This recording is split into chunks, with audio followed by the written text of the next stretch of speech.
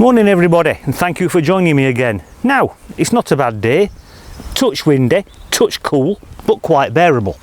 Now, I'm back on one of my old permissions today. Alan's bimbling about down there somewhere.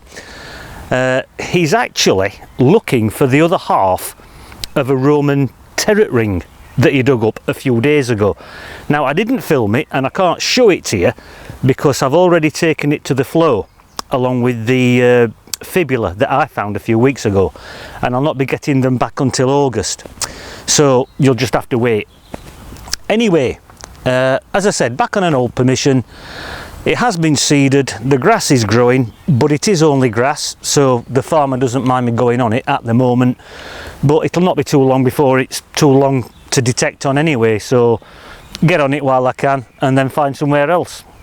Right, I'm going to head off in that direction over there, my friends, and we'll just see if we can find anything worth looking at. So I'll catch you on the first. Well, I wasn't actually expecting this.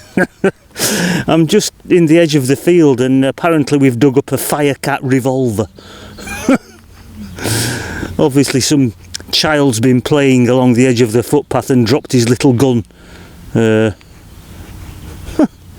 Oh, well, there you go.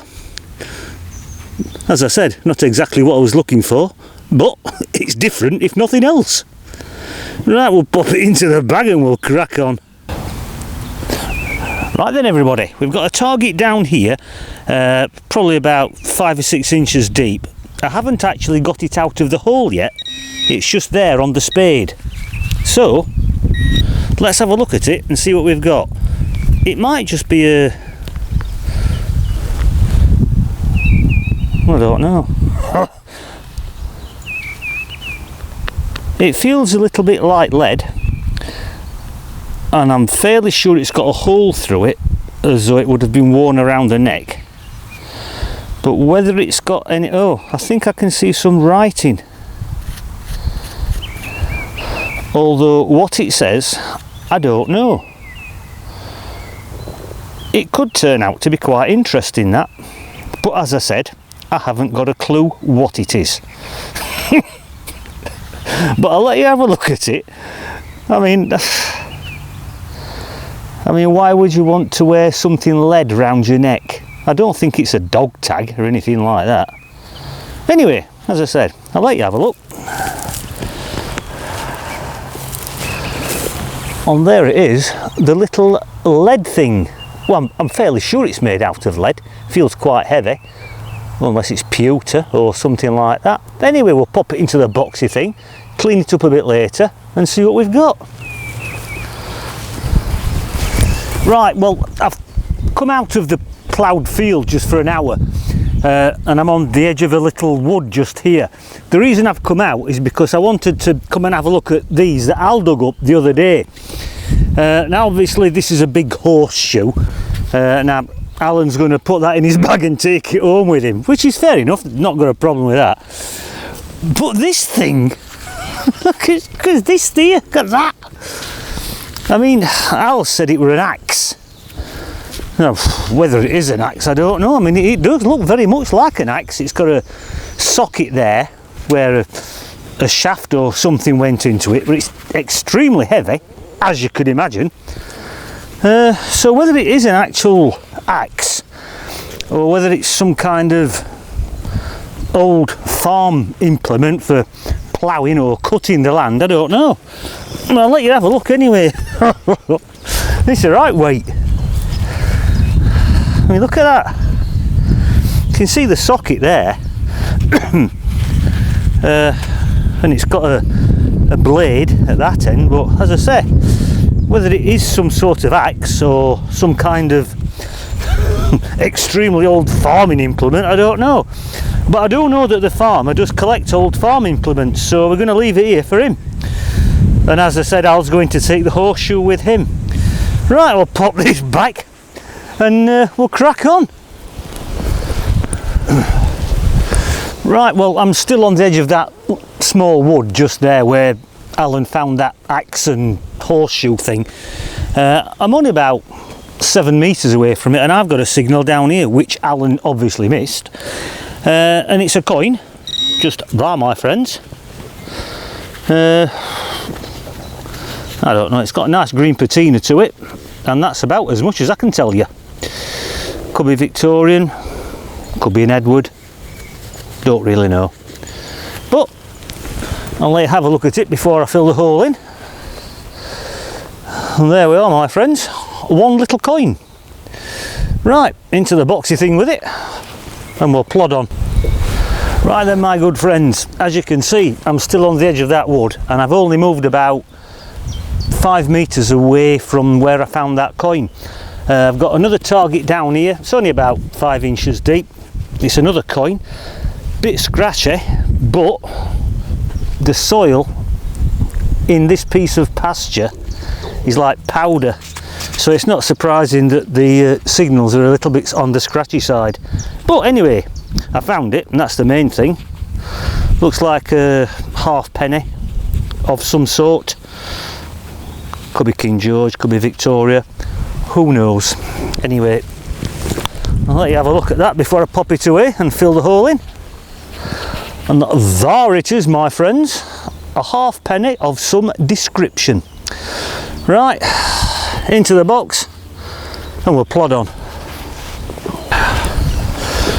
Right then, my good friends, well, now, I'm no expert when it comes to ordnance, but this target here, which was about 6 inches deep and is quite heavy, looks to me as though it could be part of a bomb.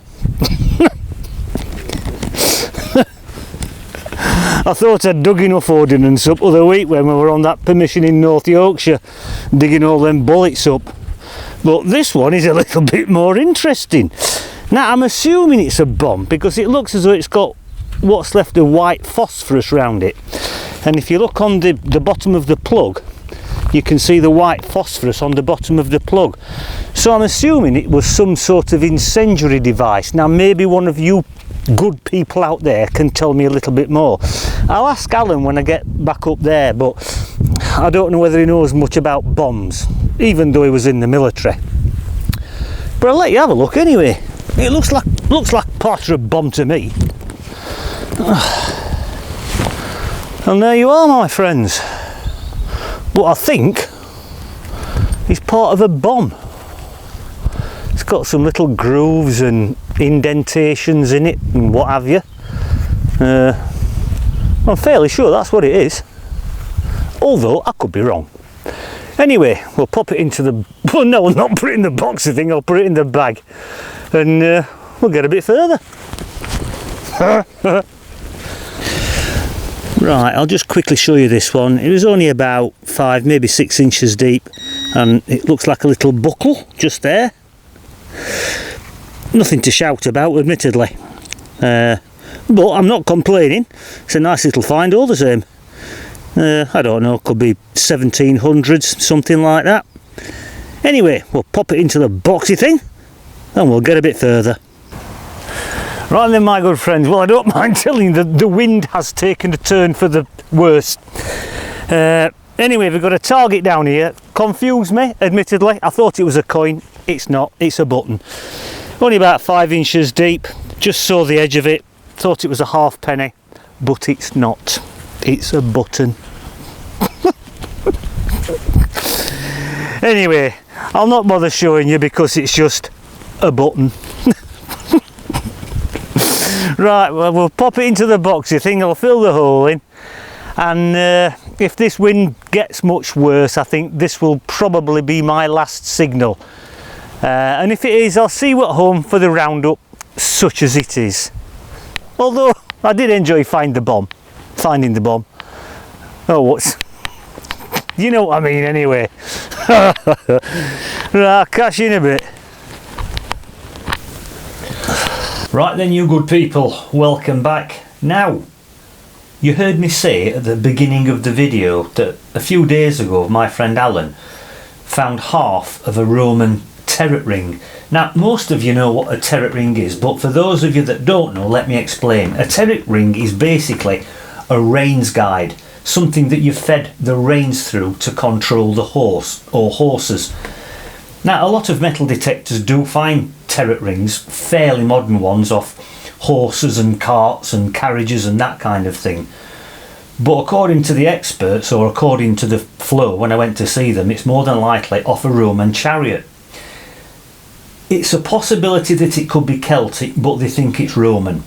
Now obviously I can't show it yet because I've taken it to the flow, but I did take some photographs of it before I took it to the flow, and it's a beautiful thing.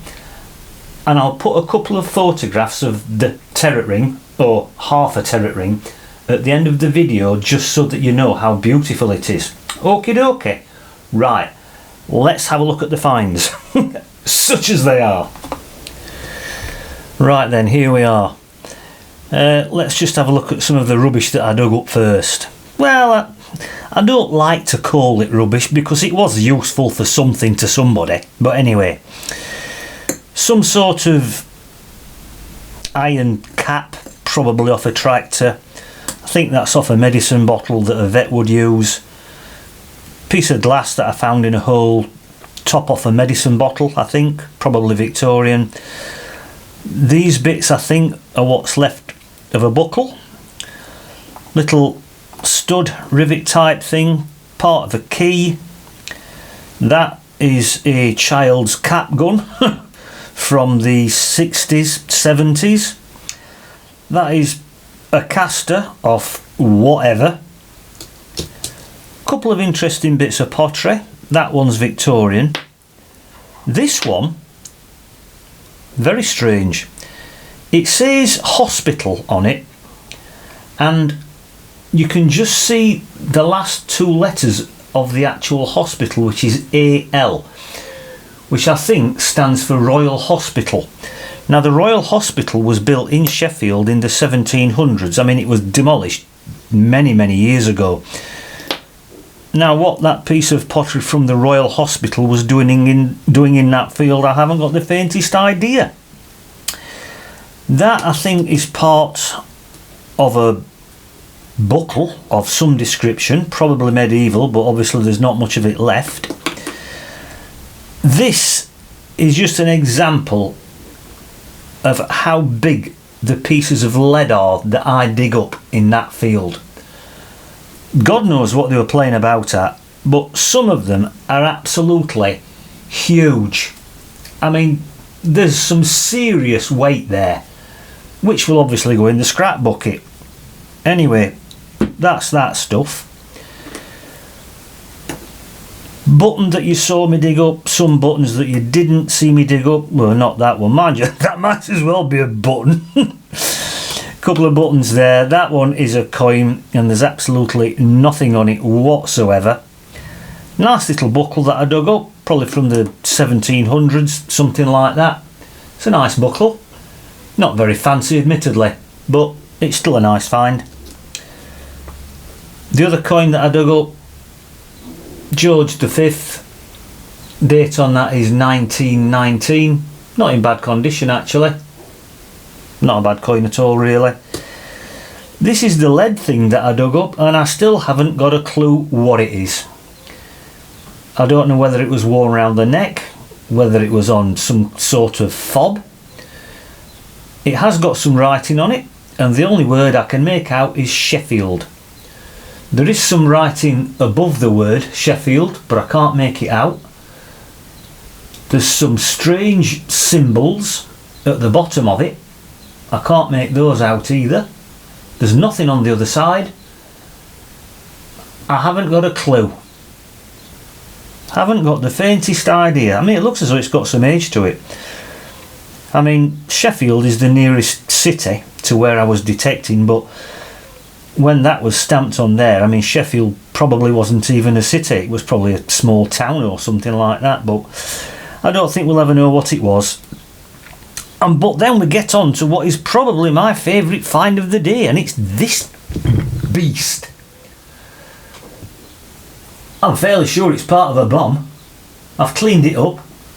Solid brass. It did have some white phosphorus on it and some in the hull, as you saw. Seriously heavy. I'm assuming that's the plunger thing there that screws into it, goes through the other side, and when it hits something it makes it explode. Thread on it just there. Got some notches all the way around it, varying sizes and things. Little keyway there in the top where I assume they used some sort of tool to screw it in or screw it out. It has got some writing on it. I've done a bit of research and I can't find anything out. Now then, this is what it says written around the top of it. It says RL1/39.585, and then on the other side, this is all on the upper ring, as you might say, and on the other side of the upper ring it says number 199. It says something else in the middle that I can't make out because it's too badly worn, and then it says 11/38, and then on the top part of it and on the bottom part of it there is a very crude crown stamped, and it looks like that. It's only really tiny. I don't know, you might be able to see one of them, I'm not sure. See if I can pick the best one out. It's just there. Can you just see that tiny little crown on the top just there? And there's one on the bottom part as well. So whether it's an English bomb or a German bomb, I don't think it's a mortar. It looks a bit too heavy to be a mortar. I mean, I suppose bear in mind the rest of it might have been a God knows how big. I'm just assuming that that's the nose cone type thing that made it blow up. But I just think it's an absolutely wonderful find, that. Absolutely pleased to death with it. Anyway, that's the bomb. Right, just give me a second. Right then, well those are the finds, my friends. Not a bad day really. I will admit that I was struggling with some of the signals because the ground is so dry, it's unbelievable. I mean, what probably would have been normally a good signal was really scratchy. So some of the things that I didn't dig up, I probably would have dug up if the ground was nice and wet. But as I said, I mean, so a lot of the ground, it was so dry, it was just like powder. It was just like powder, which, as you know, just it does affect the signals a lot. So I tried my best, and I do like the bomb, whatever it is. And I mean, I didn't mention it, but I would appreciate your help on this because I haven't got a clue what it is. Incendiary device, high explosives, bomb. I haven't got the faintest idea. So anybody out there that would like to do a little bit of research and try and find out what it is, I would appreciate it. I really would. Anyway, thanks for joining me. Do appreciate it. Thank you to all my subscribers, new and old, and viewers. And I'll see you all the next time round, my friends. Bye for now.